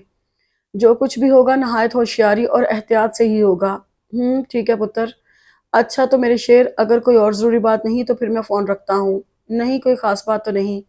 बस मैं आपको ये बताना चाह रहा था कि चूँकि यहाँ ये नया सिलसिला शुरू हो चुका है, लिहाज़ा मैं कुछ अरसे के लिए गाँव नहीं आ सकूँगा। आप बीबी जान को समझा दीजिएगा। मैं नहीं चाहता कि मेरी गैर मौजूदगी में यहाँ कोई गड़बड़ हो जाए और अच्छा भला मौका हमारे हाथ से निकल जाए। पुत्र, सही कह रहे हो। मेरा भी यही मशवरा है कि सारा काम खुद अपनी निगरानी में करवाना और अपनी माँ की फ़िक्र करने की ज़रूरत नहीं। उसे मैं समझा लूँगा। अच्छा बाबा साहब, फिर इजाज़त। बीबी जान को मेरा सलाम कहिएगा। ज़रूर, रब रखा मेरे बच्चे, रब रखा। कॉल डिस्कनेक्ट करने के बाद सिकंदर चंद लम्हे कुछ सोचता रहा और फिर उठकर कमरे से बाहर निकल गया। एक्सक्यूज़ मी मिस ज़रफ़शां, बड़े मगन अंदाज में लॉन में खड़ी फूलों को पानी देती ज़रफ़शां को यकलख्त किसी ने पीछे से पुकारा तो वो बेइख्तियार अपने ध्यान से चौंकते हुए पीछे की जाने पलटी। जी, अपने मुकाबिल खड़े हारून का कदरे हैरत से जायज़ा लेते हुए वो एक लम्हे के तवक्कुफ के बाद मध्यम आवाज़ में गोया हुई तो वो अपने साबिका संजीदा अंदाज में बोला, मैं आपसे एक बहुत अहम बात करने आया हूँ। आप प्लीज़ ज़रा यहाँ आकर बैठें। हारून के लहजे में इतनी कतियत थी कि वो चुपचाप बिना कुछ कहे उसके पीछे चलती हुई खामोशी से लॉन के वस्त में रखी चेयर्स पर आ बैठी। हारून का हर अंदाज आज उसे अंदर ही अंदर हैरान किए दे रहा था। उसकी गैर मामूली संजीदगी, चेहरे के नाकाबिले फहम तासुरात, आंखों की सुर्खी, बढ़ी हुई शेप और शिकन ज़दा लिबास, हर चीज़ उसकी ज़हनी कैफियत और उलझाव को ज़ाहिर कर रही थी। ज़रफ़शां, आप मुझे एक बात बताएं, मुझे आप कितने अरसे से जानती हैं? उसके मुकाबिल कुर्सी संभालते ही इंतहाई संजीदगी से दरियाफ्त किया गया तो इस गैर मुतवक्को सवाल पर ज़रफ़शां उसे देख कर रह गई। जी में तो आया कि पूछी ये कैसा बेतुका सवाल है, मगर फिर उसके बेलचक अंदाज़े गुफ्तगू को महसूस करते हुए आहिस्तगी से बोली, यही कोई 2.5-3 माह से, और इन 2.5-3 महीनों में आपने मुझ में इखलाकी एतबार से कोई खामी, कोई बुरी आदत देखी? बज़ाहिर तो नहीं।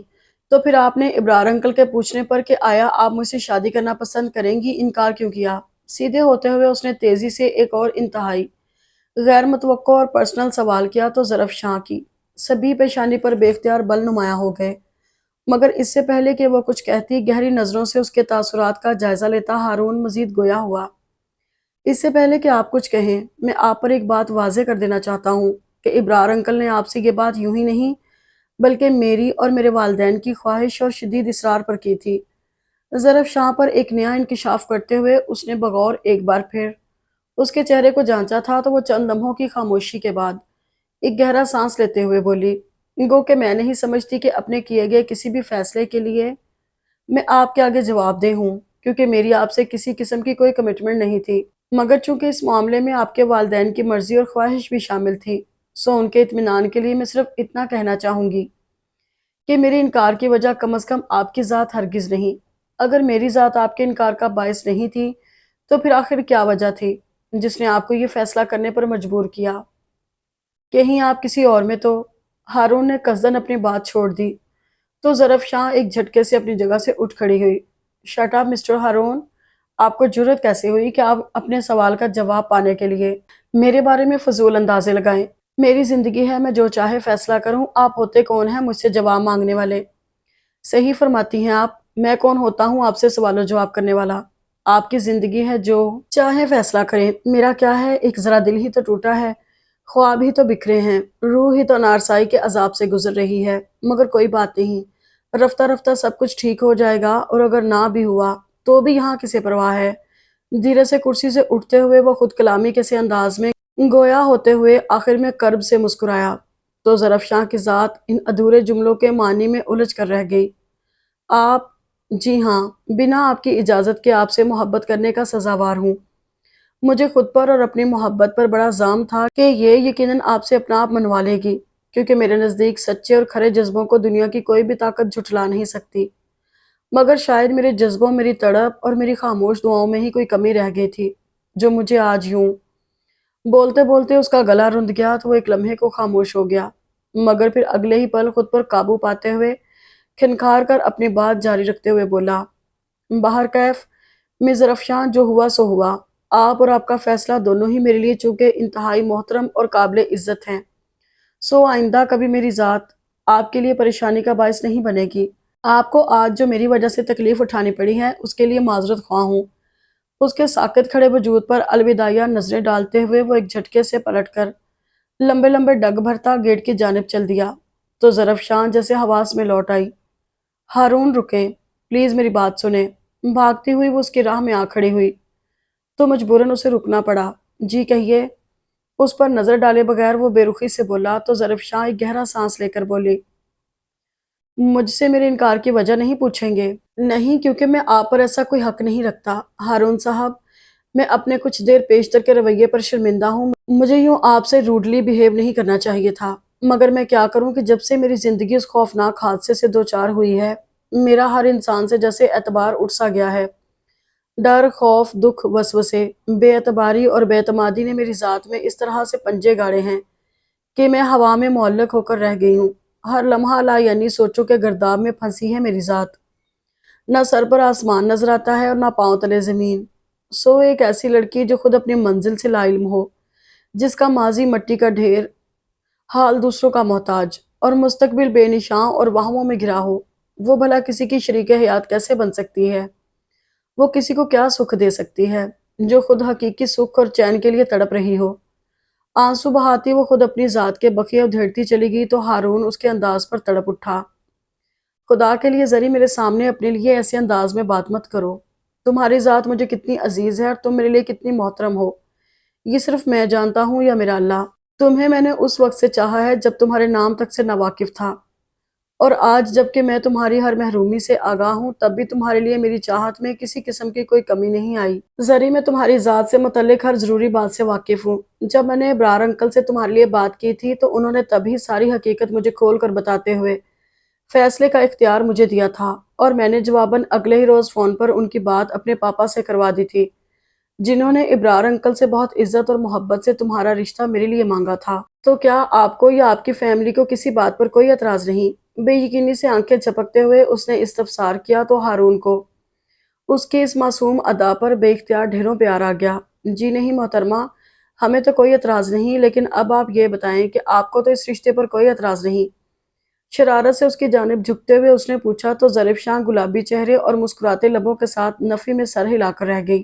زرفشاں کے ہاں کرنے کے چند ہی روز بعد ہارون کے والد کی اجازت سے ملک ابرار نے دونوں کی منگنی انتہائی سادگی سے کر دی، جبکہ شادی ہارون کی فیملی کے پاکستان آنے پر یعنی تقریباً 6-7 ماہ بعد طے پائی۔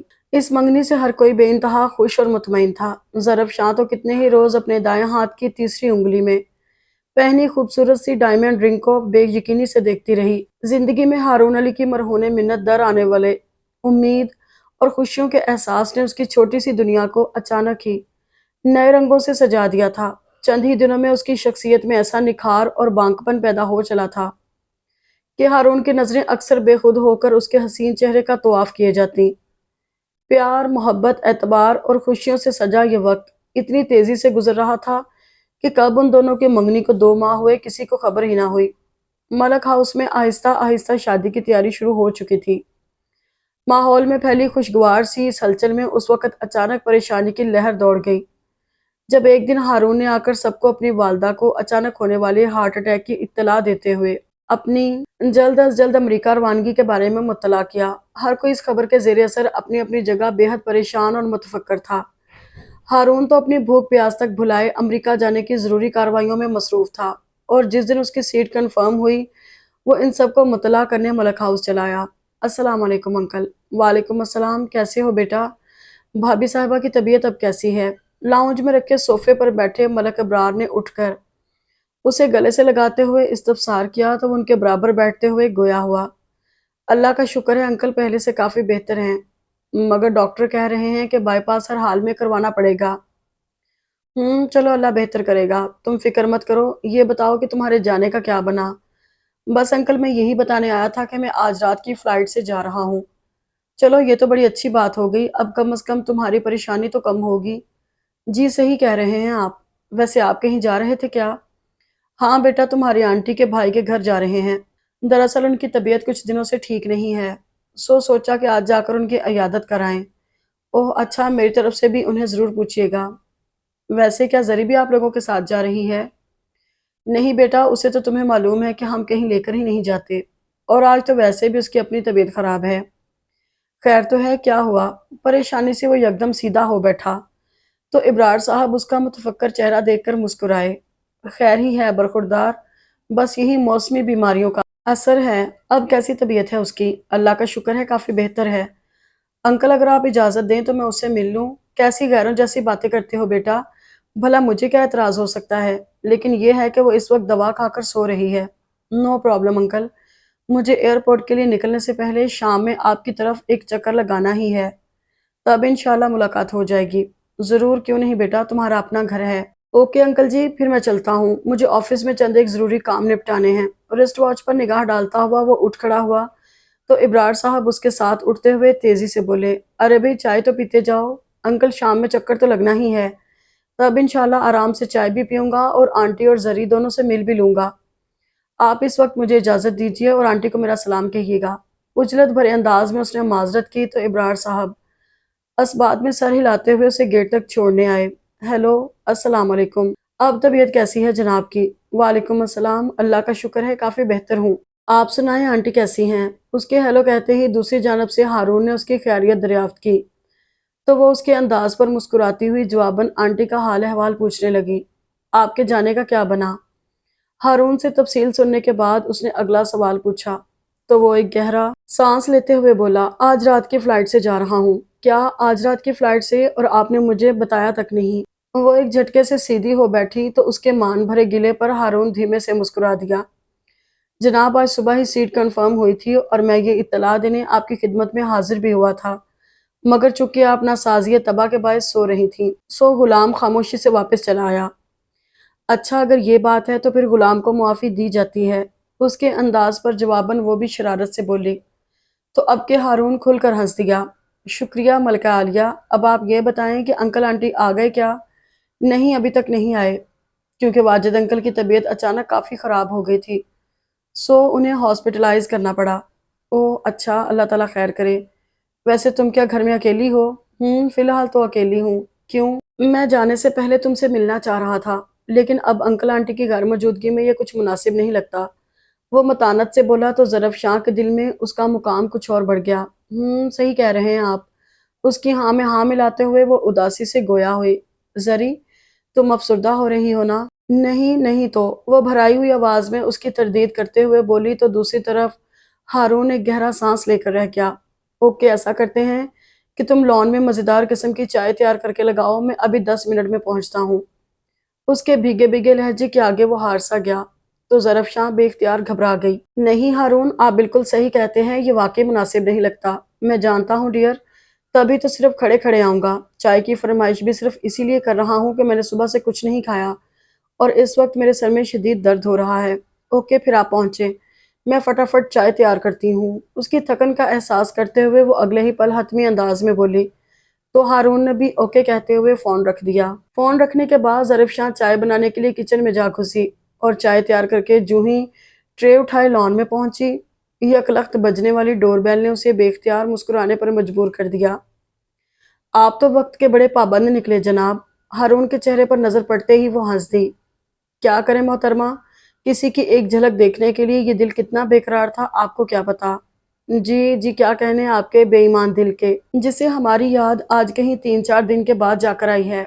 लॉन चेयर्स की जाने बढ़ते हुए उसने अपनाइयत से शिकवा किया। माय डियर, या तो उन्हें किया जाता है जिनको भुला दिया गया हो, जबकि आप तो हमारे खून में गर्दिश करती हैं। सो आपका हमारे मासूम दिल पर यह इल्ज़ाम बिल्कुल नाजायज़ और कतई बेबुनियाद है। वो कुर्सी पर गिर सा गया तो ज़रफ़शां ने बेसाख्ता खिलखिलाकर हंसते हुए हाथ जोड़ दिए। अच्छा वकील साहब, आपका मासूम दिल जीता और मैं हारी। اب میرے خیال میں چائے پی لی جائے، بیچاری کب سے پڑی ٹھنڈی ہو رہی ہے۔ درست فرمایا، ویسے بھی نیک کام میں دیر نہیں کرنی چاہیے۔ ٹھیک کہا، یہ لیجئے۔ ظرف شاہ نے چائے کا کپ اس کی جانب بڑھا دیا۔ یار، چائے میں چینی کم ڈالی ہے۔ پہلا ہی سپ لینے کے بعد ہارون نے برا سا منہ بنایا اور ظرف شاہ بے اختیار شرمندہ ہو گئی۔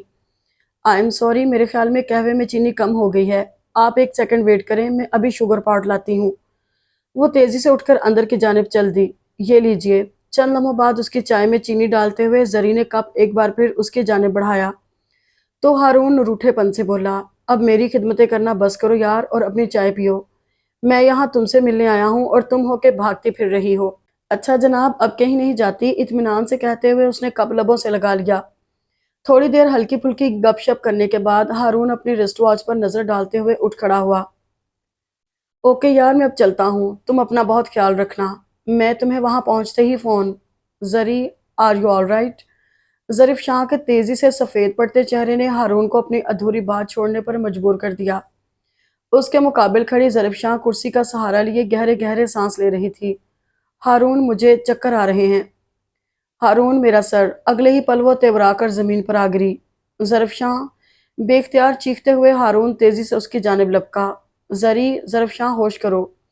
بند ہوتی آنکھوں کے ساتھ ظرف شاہ نے ہارون کو خود پر جھکتے اور زور زور سے اپنا نام پکارتے سنا، مگر کوشش کے باوجود وہ کچھ کہہ نہ پائی۔ آہستہ آہستہ ہر منظر اور ہر آواز معدوم ہوتی چلی جا رہی تھی۔ اسے اپنا ذہن نیچے بہت کسی گہری کھائی میں جاتا محسوس ہو رہا تھا۔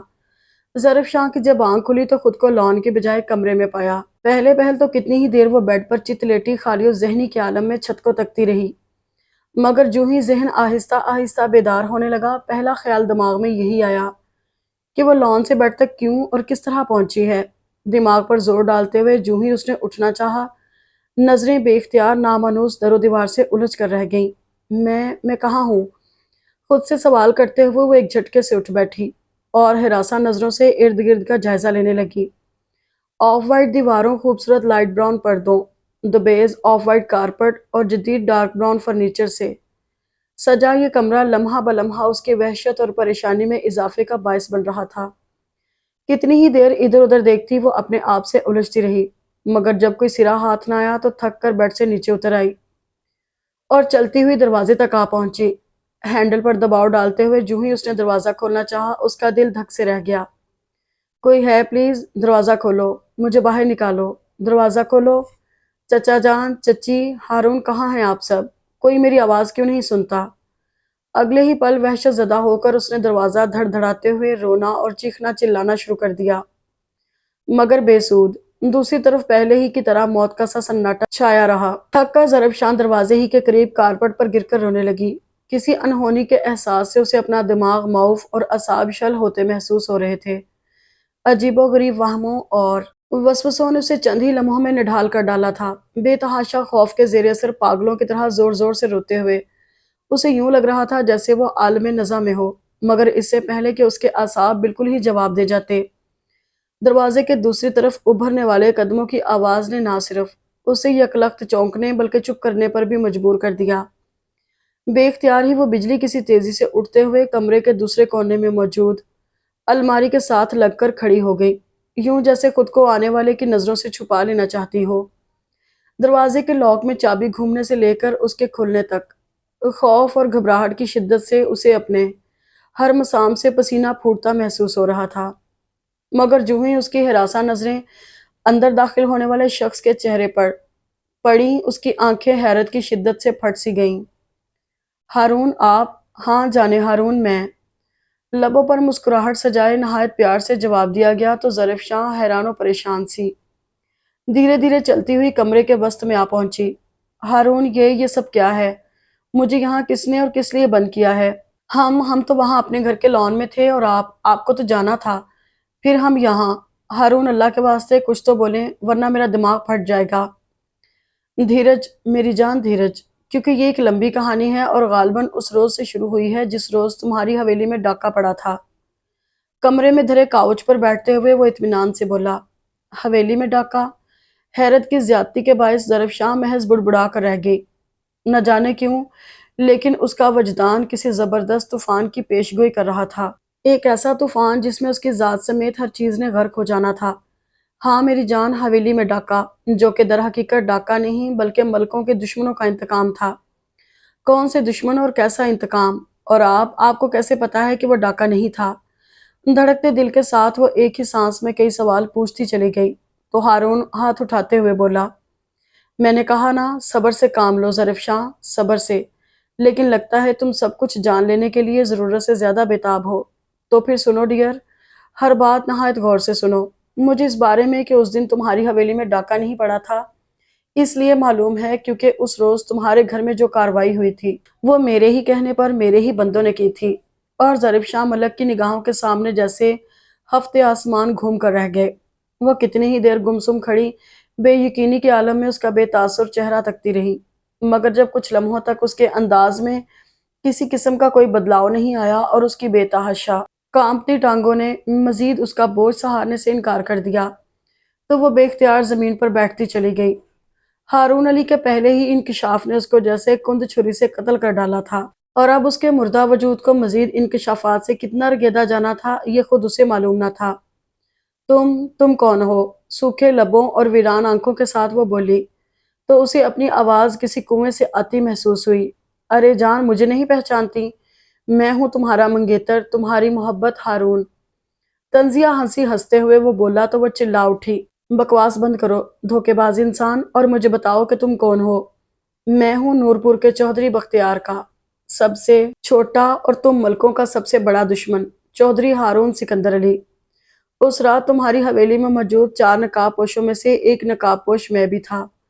جس وقت تمہارے ماں باپ کو ختم کرنے کے بعد میں اپنے آدمیوں سمیت تمہارے بھائی کے کمرے میں داخل ہوا تھا، تم یکدم ہی کہیں سے چیختی چلاتی اور روتی ہوئی وہاں دروازے میں آ کھڑی ہوئی تھی۔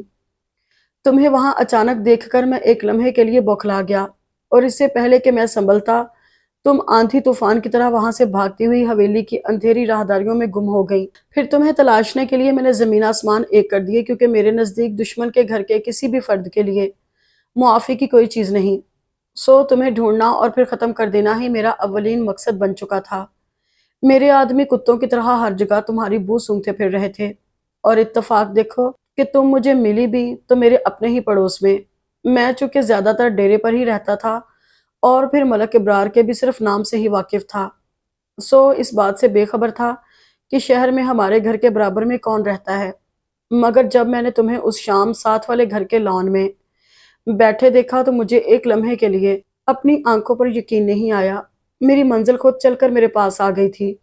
میں چاہتا تو اگلے ہی روز تمہیں اپنے بندوں کے ذریعے وہاں سے غائب کروا سکتا تھا، مگر اس طرح ہمارے نہایت ہوشیاری سے کھیلے گئے کھیل پر سے پردہ اٹھنے کا خدشہ تھا۔ سو ہر پہلو پر اچھی طرح سوچنے کے بعد میں نے پہلے تمہارے عزیز چچا جان سے مراسم بڑھائے اور پھر ان کے ذریعے ملک ہاؤس میں اپنے قدم جمائے۔ تمہاری فیملی کے سامنے اپنے والدین کے امریکہ میں ہونے کا ڈرامہ، اس کے بعد خود اپنے امریکہ جانے کا ڈرامہ بھی محض اس لیے رچایا تھا کہ جب تم اپنے گھر سے غائب ہو میں تمہارے چچا چچی کی نظروں میں امریکہ میں بیٹھا ہوں۔ ویسے تمہارے چچا جان اور چچی جان ہیں بڑے اچھے، کتنے آرام سے خود ہی گھر سے چلے گئے اور میرے آدمیوں کا کام آسان کر گئے۔ ویسے ظریف شاہ ملک، ایک بات تو بتاؤ، یہ تم لڑکیاں اتنی بے وقوف کیوں ہوتی ہو؟ ذرا کسی نے 2 لفظ پیار کے کیا بولے کہ تم لوگ پکے ہوئے پھل کی طرح اس کی جھولی میں آ گرتی ہو۔ اب یہی دیکھو نا کہ تمہارے گھر سے تمہارے دل تک کا فاصلہ میں نے کتنی آسانی سے صرف محبت کے چند جھوٹے بولوں کے ذریعے طے کر لیا۔ ہاں لیکن یہ بات الگ ہے کہ تمہارے اس حسین چہرے، قاتل نگاہوں اور یاقوتی لبوں نے میرا صبر و قرار تو اسی دن لوٹ لیا تھا جب تمہیں تمہاری حویلی میں دیکھا تھا۔ میرے دشمن کی بیٹی اتنی حسین ہوگی مجھے اس بات کا اندازہ نہ تھا۔ تمہیں دیکھ کر تو دل چاہتا ہے کہ اس کے وجود پر نظریں جمائے دھیرے دھیرے چلتا ہوا وہ اس کے قریب آ کھڑا ہوا تو زمین پر 2 زانوں نڈھال گری ظریف شاہ ایک جھٹکے سے اٹھتے ہوئے گرائی۔ یکلخت ہی اس میں ڈھیرو ہمت اور حوصلہ در آیا تھا۔ چودھری ہارون سکندر علی، اپنی حد میں رہو، اگر تم نے میری طرف ایک قدم بھی مزید بڑھایا تو کاٹ کر رکھ دوں گی۔ تم کیا سمجھتے ہو کہ تم نے جو ظلم اپنی نام نہاد دشمنی کے نام پر میرے خاندان کے ساتھ کیا ہے وہ انسانوں کے ساتھ ساتھ اللہ سے بھی چھپ گیا ہے؟ نہیں چودھری ہارون سکندر علی، نہیں۔ تم نے جس صفاقی اور بربریت کا مظاہرہ اپنی جوانی اور طاقت کے زوم میں کیا ہے تم دیکھنا کہ کس طرح میرا رب ایک دن تمہیں اور تمہارے الزام کو توڑے گا۔ تمہارا یہ غرور، تمہاری یہ اکڑ اور تمہاری یہ طاقت کس طرح تم سے چھنے گی، تمہیں پتہ بھی نہیں چلے گا۔ اور میرے ساتھ محبت کے نام پر تم نے جو دھوکہ دہی کی ہے، اس کا بدلہ تو تم سے خود محبت ہی لے گی، اپنی ذات کے نشے میں چور، آج مجھے بے دست و پا کر کے۔ اگر تم یہ سمجھتے ہو کہ تم نے یہ جنگ جیت لی ہے تو یہ تمہاری بہت بڑی غلط فہمی ہے۔ جنگ تو اب شروع ہوگی محبت اور تمہارے درمیان، اور پھر تمہیں پتہ چلے گا کہ مات کسے کہتے ہیں۔ زندگی کے میدان میں جب منہ کے بل گرو گے نا تو پھر سمجھ آئے گی کہ بے دست و پا ہو کر نیم مردہ وجود کے ساتھ سر کے بل ہوا میں معلق ہونا کسے کہتے ہیں۔ واہ کیا تقریر ہے، کیا شاندار لفاظی ہے، اور کیا نفرت ہے، مگر کیا کریں کہ ہمیں پھر بھی تم پر غصہ نہیں آ رہا، کیونکہ ہم جانتے ہیں کہ تم کتنی بے بس، کتنی لاچار اور کتنی کمزور ہو۔ تمہاری جگہ اگر میں ہوتا تو شاید میں بھی پے در پہ ہونے والے ان انکشافات سے یوں ہی نیم پاگل ہو چکا ہوتا۔ سو میری جان، تمہاری کسی بھی بات کا میں نے قطعاً برا نہیں منایا۔ ویسے بھی تم غصے میں اتنی خوبصورت لگ رہی ہو کہ اگر تم اس وقت مجھ سے میری جان بھی مانگ لو تو ہم ہنس کر تم پر لوٹا دیں گے۔ تالی بجاتے ہوئے وہ گہری نظروں سے اس کا جائزہ لیتے ہوئے گویا ہوا تو اس کے انداز پر ظریف شاہ کی آنکھیں لمحوں میں نمکین پانی سے بھر گئیں۔ اے محبت، تیرے انجام پہ رونا آیا، جانے کیوں آج تیرے نام پہ رونا آیا۔ ہارون سکندر علی، میں نے تمہیں کیا سمجھا تھا اور تم کیا نکلے۔ نفرت ہو رہی ہے مجھے اپنے ان احساسات پر جو میں نے کبھی تمہارے لیے محسوس کیے تھے۔ گھن آ رہی ہے مجھے اپنے اس دل سے جس نے تمہیں بڑے اونچے مقام پر بٹھا رکھا تھا۔ تم اپنی بات مکمل کرنے سے پہلے ہی وہ دونوں ہاتھوں سے چہرہ چھپاتے ہوئے پھوٹ پھوٹ کر رو دی تو ہارون اس کی ڈھلک آنے والی چوٹی کو چھوتے ہوئے بے خود لہجے میں بولا، جانے سکندر، کیوں رو کر اپنی خوبصورت آنکھوں پر ظلم ڈھاتی ہو؟ میں نے کہا نا، ایک اشارہ کر کے تو دیکھو، تمہارے قدموں میں۔ خبردار جو مجھے ہاتھ لگایا تو ذلیل کمینے، میں تمہاری جیت کو ہار میں بدل دوں گی۔ تم سے ایسا انتقام لوں گی کہ تم ساری زندگی اپنے زخم چاٹتے پھرو گے۔ پوری طاقت سے اس کا ہاتھ جھٹکتے ہوئے وہ چلائی تو وہ سینے پر ہاتھ باندھتے ہوئے طنز سے ہنس دیا۔ میں کیا کر سکتی ہوں یہ تمہیں ابھی پتہ چل جائے گا۔ اگلے ہی پل بجلی کسی تیزی سے اس نے سامنے دیوار پر لگے 3 منقش خنجروں میں سے ایک پر جھپٹتے ہوئے اسے اپنے اندر تک اتار لیا تو چودھری ہارون سکندر علی ایک لمحے کو جیسے پتھراسا گیا۔ ظریف شاہ ملک اتنا بڑا قدم اٹھا لے گی اس کا تو اس نے تصور بھی نہ کیا تھا۔ وہ منہ کھولے آنکھیں پھاڑے زمین پر گرتی ظریف شاہ اور اس کے وجود سے ابلتے خون کے فوارے کو ایک ٹک دیکھے جا رہا تھا، اور اس سے پہلے کہ وہ کچھ کرتا، زمین پر گرے ظریف شاہ کے بے جان ہوتے جسم نے چند جھٹکے کھائے اور اس کے بعد ہمیشہ کے لیے ٹھنڈا پڑ گیا۔ ظریف شاہ ملک کے یوں اچانک خود کو ختم کر لینے کے بعد محض چند گھنٹوں میں ہی اس کی لاش کو چودھری بختیار کے حکم سے حویلی کے پچھلے ویران اور اجاڑ صحن میں اتنی خاموشی اور احتیاط سے دبا دیا گیا کہ گھر کی عورتوں تک کو اس بات کی خبر نہ ہو سکی۔ ظریف شاہ کی موت سے چودھریوں کے خاندان کی آخری پریشانی بھی ہمیشہ کے لیے ختم ہو گئی تھی۔ سو سب نہایت خوش اور مطمئن تھے، مگر چونکہ چودھری ہارون سکندر کی تو قسم پوری ہوئی تھی، سو اس کی خوشی بھی ہر ایک سے دگنی تھی۔ ظریف شاہ ملک کا انجام ہارون سکندر کے نزدیک ہر حال میں اس کے خاندان کے دیگر افراد کی طرح صرف اور صرف موت ہی تھا۔ سو اس کے اس اقدام سے اسے سوائے ایک خلش کے کہ وہ اسے حاصل نہ کر سکا، کوئی خاص فرق نہ پڑا تھا۔ آج بھی جبکہ ظریف شاہ کی موت کو 6 ماہ سے زیادہ کا عرصہ بیت چکا تھا، چودھری ہارون سکندر اپنی جگہ پر بغیر کسی شرمندگی یا پچھتاوے کے شان، غرور، اکڑ اور زام کے ساتھ کھڑا تھا جہاں اس حادثے سے پہلے تھا۔ آج بھی وہ اپنی ذات کے عشق میں گرفتار تھا، جوانی، دولت اور طاقت کے نشے میں چور، انہی رنگینیوں میں گم تھا جن میں ہمیشہ سے مگن رہا تھا، غرض کہ اس کی زندگی بغیر کسی تغیر و تبدل کے اسی راستے پر رواں دواں تھی جس نہج پر وہ اسے آج تک گزارتا چلایا تھا۔ وقت اپنی مخصوص رفتار کے ساتھ تیزی سے گزرتا چلا جا رہا تھا۔ ہارون سکندر آج کل اپنے باپ اور بھائیوں کے ساتھ زمینوں کے حساب کتاب اور دیگر مسائل میں اتنا مصروف تھا کہ اس کی کئی دنوں سے اپنے دوستوں سے بھی ملاقات نہ ہو سکی تھی۔ یہی وجہ تھی کہ آج جب یاور کا فون آیا تو وہ خاصے غصے میں تھا۔ یار سکندر، تجھ سا طوطا چشم انسان میں نے آج تک نہیں دیکھا۔ بغیر کسی سلام دعا کے وہ چھوٹتے ہی جلے بھنے لہجے میں بولا تو سکندر اس کے انداز پر ہنس دیا۔ اچھا، مگر میں نے کیا کیا ہے؟ اوئے، تو نے کیا نہیں کیا؟ تو نے دوستوں کو بھلا دیا ہے، تو نے وعدہ خلافی کی ہے اور کتنے دنوں سے یاروں کو اپنی شکل تو دور کی بات، اپنی آواز تک نہیں سنائی ہے۔ ہاں تو ٹھیک ہے نا، آخر کو میں ایک جاگیردار ہوں، مجھے ہزاروں کام ہوتے ہیں، کوئی تم لوگوں کی طرح فارغ تو نہیں ہوتا کہ بیٹھا ہر وقت موج مستی اور شغل ملوں میں مصروف رہوں۔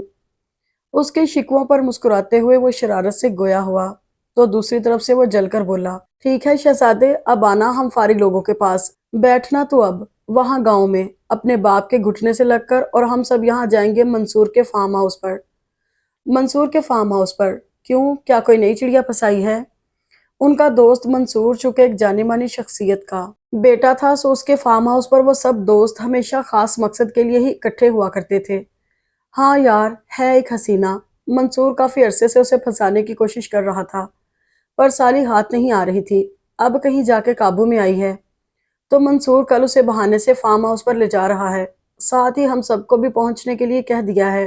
یاور نے تفصیل اس کے گوش گزار کی تو وہ جو پوری دلچسپی سے سن رہا تھا ہنکارا بھرتے ہوئے بولا، اس کا مطلب ہے کہ کل جشن ہوگا۔